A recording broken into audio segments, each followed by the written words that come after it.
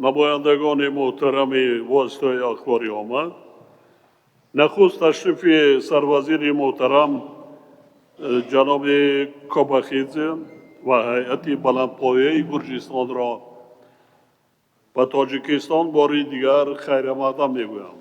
با ملاقات و مذاکرات امروزه را امکانیت مساعد برای بررسی مناسبت‌های دوستی و همکاری سودمند میان دو کشور می‌دانیم. باور دارم که تطبیق همه‌جانبه موافقه‌های در این ضمن به دست آمده به غنی گردانیدن آنها با پهلوهای نوی همکاری مساعدت خواهد کرد. ما امروز حالت جاری و دردمای مناسبت‌های دو جانبه را به طور مفصل بررسی نمودیم. همزمان با این پیرامه مسائل مبرم روزنامه بین المللی و منطقوی تبادل افکار انجام دادیم. در دایره سفر رسمی محترم جناب سروزیر بسته سندهای پرمحتوای دو جانبه به امضا رسید که زمینه حقوقی مناسبت‌های همکاری دو کشور را تحکیم می‌بخشد.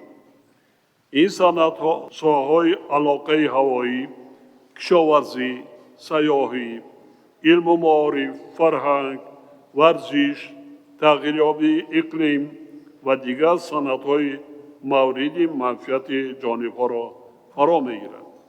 ضمن صحبت ما اهمیت فعال کردن مکالمه سیاسی و دیگر تماس‌های کاری را در سطح‌های گوناگون تاکید کردیم. توسعه رابطه‌های بین پارلمانی و تقویت نقش دیپلماتیای پارلمانی را در مناسبت‌های دو کشور به مقصد موافق دانستیم. مسائل همکاری‌های تجارتی و اقتصادی در محور مذاکرات قرار داشت. ما منفعت‌داری خود را جهت با اقدام‌های مشخص عملی غنی گردانیدن جنبه اقتصادی همکاری‌های دو جانبه اظهار داشتیم.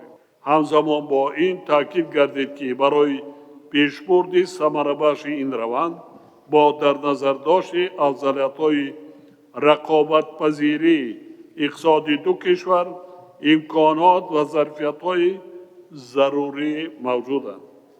در این زمینه عملی سازی لایحه‌های مشترک سرمایه‌گذاری، تشکیل زنجیره‌های استحصالی و رشد تجارت الکترونی همچون سمت‌های قابل دورنمای خوب ارزیابی گردیدند. مورد تاکید از تاجیکستان نیچنین علاقه‌مندی توسعه همکاری در بخش‌های گوناگون اقتصاد سبز، صنعت و نوگانی‌های تکنولوژی با شمول ذهن سنی میباشد. وابسته به این موجهیت راه‌اندازی همکاری در سمت‌های مورد توجه دو جانب توسط اندیشیدن چاره‌های عملی اظهار آمادگی کردیم. شاخه‌های صنعت سبک‌راگواری، استخراج و کارکرد محصولات، داروسازی و اگرصنعتی از جمله چنین سمت‌ها دانسته شدند. از توسعه رابطه‌ها در بخش‌های ترانزیتی و نقلیاتی، کشاورزی، سیاحی و تندرستی جانبداری نمودیم. امروز بین دو کشور سازشنامه درباره تأسیس کمیسیون مشترک بین حکومتی عاید به همکاری‌های اقتصادی به امضا رسید. ما بر این باوریم که فعالیت کمیسیون مذکور در تطبیق تدبیرهای عملی به مقصد رشد جنبه‌های ذکر گردیده و دیگر سمت‌های رابطه‌های دو کشور مساعدت همه‌جانبه خواهد کرد. ما با گسترش رابطه‌ها در ساحه‌های فرهنگی و گومانیتری همچون عنصر مهم تقویت عنعنه‌های دوستی و حسن تفاهم میان مردمان کشورهای ما توجه مخصوص ظاهر کردیم. وابسته به این فعال کردن رابطه‌ها را در بخش‌های معارف، علم، فرهنگ، جوانان و ورزش مورد استقبال قرار دادیم. قابل تأکید است که در دایره سفر محترم جناب سروزیر مراسم افتتاح نیمپیکره شاعر و نویسنده ادبیات کلاسیکی گرجستان شاتا رستویلی در کوچه با نام او در شهر دوشنبه دایر می‌گردد. با این رویداد فرهنگی را اقدام مهم در راه تحکیم رابطه‌های دوستی میان دو کشور می‌دانیم. در رفت مذاکرات ما مکالمه و رابطه‌های سازنده کشورهای ما را در دایره نهادهای بسیار جانبه اظهار قناعتمندی می‌کنیم. در این زمینه ادامه تجربه خوب دو کشور را در عرصه بین‌المللی بخصوص در سازمان ملل متحد و مؤسسه‌های مخصوص آن جایگاه موفقیت‌های دو کشور دانستیم.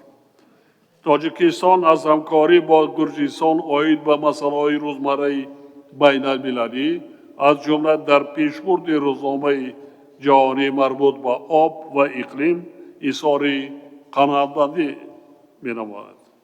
ما به ضرورت سعی و تلاش‌های مشترک جهت کاهش دادن تاثیر عاقبت‌های تغییرات اقلیم به محیط زیست تاکید کرد.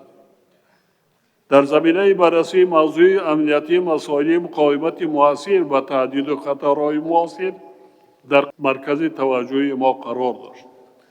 در فرجام می‌خواهم تاکید نمایم که موافقه‌های در رفت ملاقات‌های امروز به دست آمده با تاکید بر رشد باثمر آنها دردمای مناسبت‌های کشورهای ما را در مجموع مشخص می‌سازند. تاجیکستان نتیجه‌های مذاکرات انجام یافته را که در فضای سازندگی و همدیگر فهمی صورت گرفتند، عامل تکان بخش مناسبت‌های دو کشور در همه ساحه‌ها می‌داند. اطمینان دارم که اقدام‌های امروز مطرح گردیده اساس استراتژی رشد منبعده رابطه‌های دو کشور را تشکیل خواهد کرد. اکنون با کمال میل رشته سخن را به مهمان گرامی سروزیر محترم گرجستان می‌دهم. مرحمت جناب کاوخیدزی.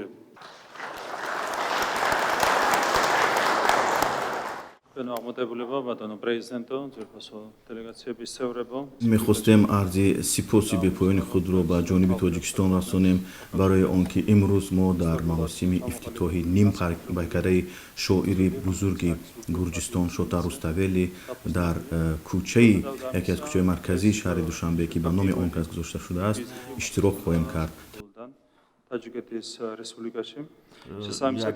بخوری پرمتوی داشتیم. من باری نخست است که در تاجیکستان قرار دارم و این یک لحظه تاریخی می باشد و باری نخست است که روبر سطح بلند به تاجیکستان می آید و ما منفعت دار هستیم در بابت وسیع‌تر نمودن رشته دوستی و همکاریمون و چطوره که شما جناب عالی قید کردید اظهارات دو جانبه به امضا رسید و اینچنین یک زمره سازشنامه‌های دو جانبه بسته شدن برای تقویت دادن همکاری‌های ما و برای ما باعث شرف است که امروز با شما جناب عالی ملاقات داشتیم و ما با جناب عالی در بابت مسائل توجه طرفین گفته گذاشتیم و این سال تاجیکستان 35 سالگی استقلالیت خود را جشن میگیرد و میخواستم از این فرصت استفاده برده از نام مردم گرجستان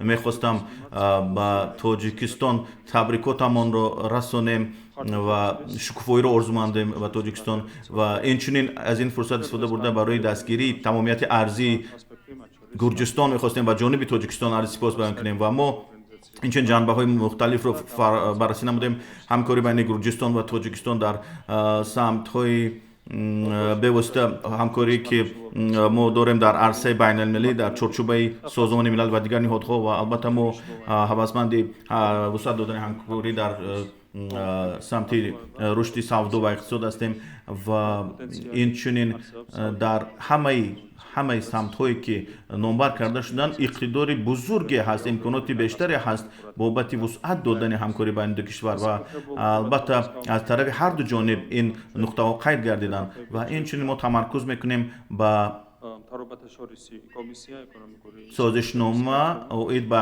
کمیسیای بین حکومتی که در اوید با مسائل اقتصادی تأسیس یافت و همکاری های ما رو در همه سمت ها تقویت می باشد و جانب گرجستان علال خصوص در بابت رشد من بعد مصیبات اقتصادی توجهمند است و البته اظهار نظر نمودیم اوید با امکانات بیشتری استفاده بردن دالان های لوجستیکی گرجستان و البته اینچنین ما که مراندیم در سمت رشد توریسم و همکاری در این جاده و ما شاقان هستیم در بابت وسعت دادن همکاری مخصوصا در این سمت اینچنین و البته مکالمه سطح عالی در این جاده خیلی مهمه باشد تکان جدی میبخشد برای همینم ما از فرصت استفاده برده جناب عالی پرزیدنت تاجیکستان را به گرجستان دعوت نموده و ما امیدواریم که در فرصت های با آن کس موافق جناب عالی پرزیدنت تاجیکستان به گرجستان می آیند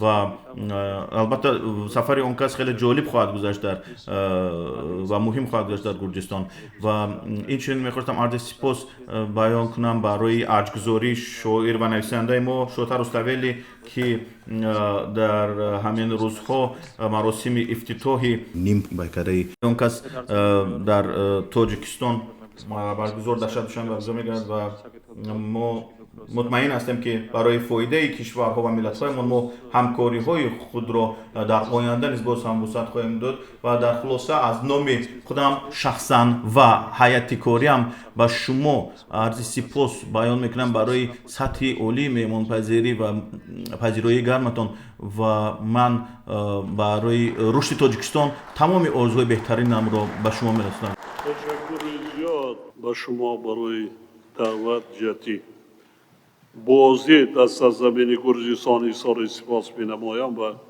در فرصت مناسب حتما از آن استفاده خواهم کرد. نمایندگان محترم وسایط اخباری عامه نشست مطبوعاتی ما با آخر رسید از توجه شما سپاسگزاریم. سلامت باشید.